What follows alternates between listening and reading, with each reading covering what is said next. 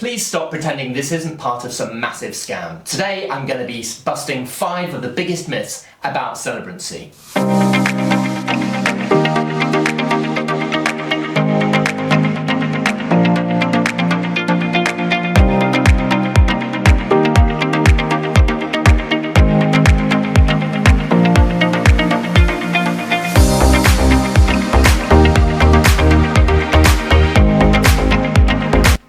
Myth number 1. The celebrant industry is saturated. I hear this a lot, mainly from existing celebrants who don't want any more competition. And sometimes from funeral directors who are frustrated with celebrants who train on poor quality courses. But here's the truth. Celebrancy is competitive, but that's because it's a growing industry. Fewer people are choosing church-led weddings and minister-led funerals. Instead, families and engaged couples want personal, meaningful ceremonies, and that means demand for great celebrants is increasing every year. But here's the catch. If you're not well trained, not very good, or clueless about your marketing, you will struggle. So who are the celebrants who succeed? They have the right coaching, proper individual assessment, development of their practical skills, and effective business strategy. And that's why quality training matters. Myth number 2. You can earn above average earnings as a celebrant. Some corporate training providers claim you can make £38,000 a year plus. Let's be honest, that's not the reality for most celebrants. These companies tend to exaggerate wedding and funeral fees or use Scottish belief celebrants as examples. In Scotland, belief celebrants can legally marry couples. In England and Wales, we can't, and so it's a very different market. The truth is, some celebrants do well, but success depends upon your area, your pricing, and your marketing. Before you invest in your own celebrant training, you should do your own research. Check out the blog post on celebrant earnings linked in the description below. Myth number 3 is you need a qualification to work as a celebrant. I get this a lot, so let's get straight to the point. There's only one off-qual qualification for celebrancy in the UK. I've got it, and it was a complete waste of time. As an ex-head teacher with 23 years of experience in teaching, I've seen a lot of qualifications, and this one, it's the worst written, least practical vocational qualification I've ever seen or taken.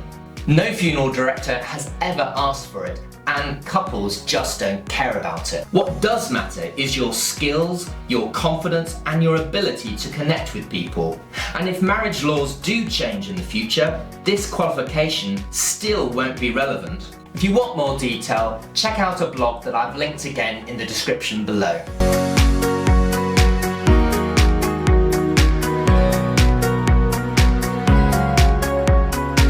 Myth number 4 is you need insurance and a celebrant organisation membership. So let's clear this up. Public liability insurance is only a legal requirement if you employ people.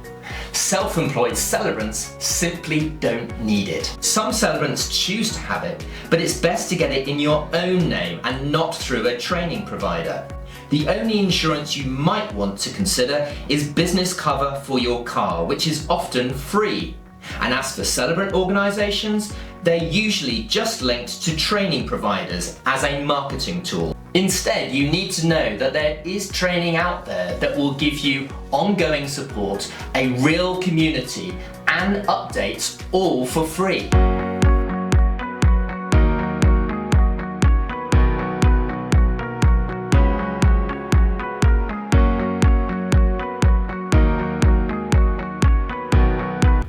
Myth number 5 is you can only be an accredited celebrant with a qualification. This is one of the biggest misconceptions. Celebrancy in the UK, like the funeral industry and the wedding supply industry, is completely unregulated. That means anyone can set up as a wedding venue, a wedding photographer, a funeral director, or set up a funeral home, or as a funeral or wedding celebrant. So what does an accredited celebrant actually mean? Well, with some providers, it simply means that you've turned up and completed a few pieces of coursework. For us, it means you've been properly assessed and coached in the practical skills you need to work with and support families and couples. At Celebrant Training School, we don't just hand out certificates for attendance. We assess your real life skills. We coach you, we develop you, and we only accredit those celebrants who are truly ready. So there you have it, 5 of the biggest myths about becoming a celebrant. If you found this video helpful, please give it a like and subscribe to the channel if you want more tips, hints and advice and inspiration on becoming a successful celebrant.